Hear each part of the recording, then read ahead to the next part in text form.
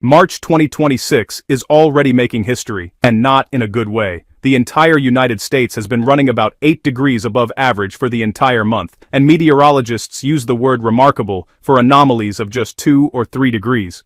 8 degrees is something else entirely. This is historic territory. The heat has been relentless. Phoenix hit 105 degrees Fahrenheit this week, the earliest start to a 100-degree streak ever recorded in that city. Palm Springs climbed to 108 degrees. Denver reached 86 degrees. Salt Lake City hit 78 degrees. Albuquerque soared to 82 degrees. Las Vegas touched 94 degrees. In late March, across the country, from California to Maryland and Ohio, more than 300 daily temperature records were shattered in just 5 days. There is no meaningful relief on the horizon. The heat dome is locked in place, and forecasters are not expecting any significant break for at least 7 to 10 more days. At the same time that the western and central U.S. was baking, a powerful storm system tore through the Midwest, the Great Lakes region, and the South. It brought heavy snow, violent tornadoes, and large hail, all at once. That kind of combination in a single storm system is not something you see every season. Michigan received over 4 feet of snow in a single late March event. While that was happening, 49 confirmed tornadoes ripped through multiple states. More than 500,000 homes are still without power as of right now.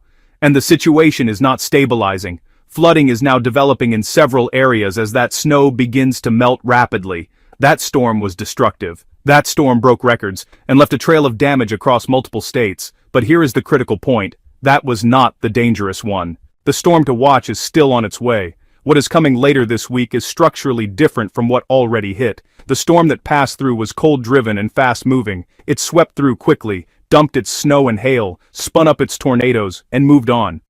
The system now approaching is something else.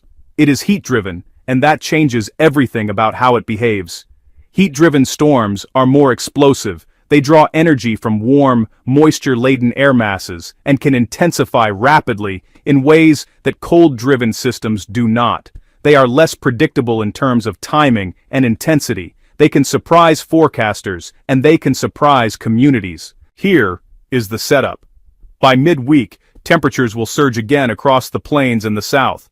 Some areas are projected to reach close to 100 degrees Fahrenheit. And then, within a short window, a powerful Arctic cold front will arrive and collide directly with that hot, humid air mass. This is one of the most volatile atmospheric setups possible in the continental United States. Hot, moist air from the south, cold, dense Arctic air from the north. When those two meet along a sharp boundary, the atmosphere becomes unstable in a way that can produce extreme severe weather very quickly. Meteorologists have already issued a severe weather risk days in advance of the storm's arrival. That early issuance alone signals how seriously forecasters are treating this system. Advance notice like this is not standard procedure. It is reserved for setups that look genuinely dangerous on paper, days before a single cloud has formed.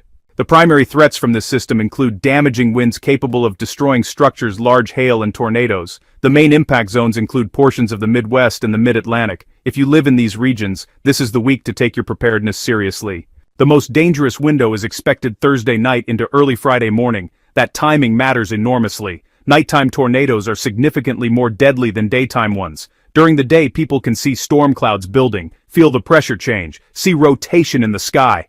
At night, none of that is visible. The visual cues are gone. The warning time feels shorter. People are asleep. Sheltering takes longer. Response is slower. Historically, when tornadoes strike at night, the fatality numbers are higher. And this storm is aimed directly at the overnight hours. If you are in or near the forecast risk areas, do not wait for Thursday to start preparing. The time to act is now. Identify your safe room before the storm arrives. That means a basement if you have one, or an interior room on the lowest floor of your home, away from windows on all sides. Know exactly where you are going if warnings are issued at 2 in the morning. Make that decision now, not then. Do not rely solely on your mobile phone for weather alerts. Cell networks can become congested or fail during major storm events. A battery-powered weather radio is one of the most reliable ways to receive tornado warnings and severe weather alerts when other systems are overwhelmed. Have one ready. Have fresh batteries in it.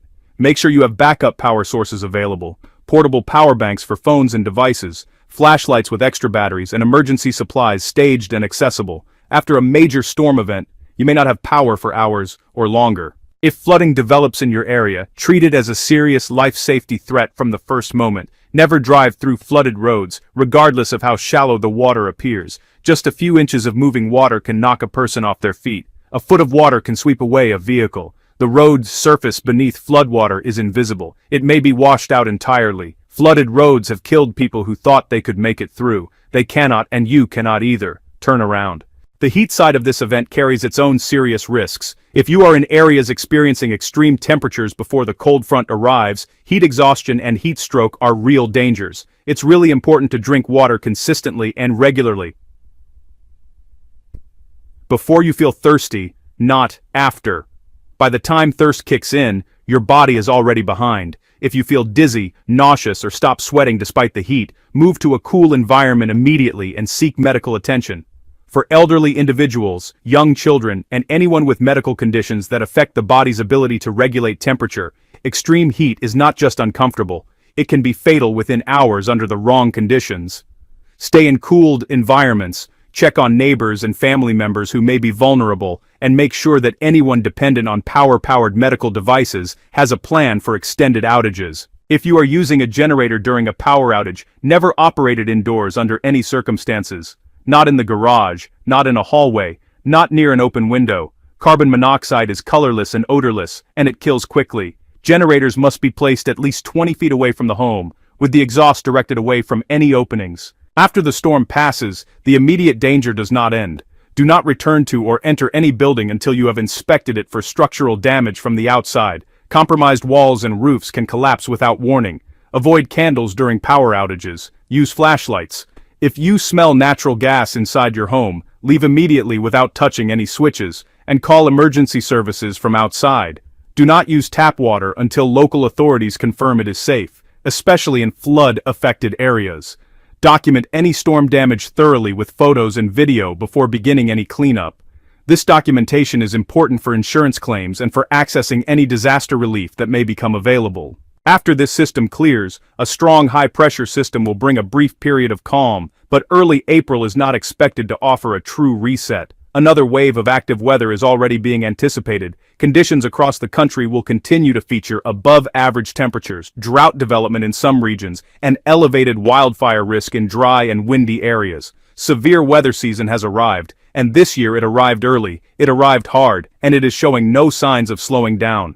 Stay informed, stay prepared, and if warnings are issued for your area this week, take them seriously the first time. This is USA Storm Center. We will continue tracking both of these systems and bring you updates as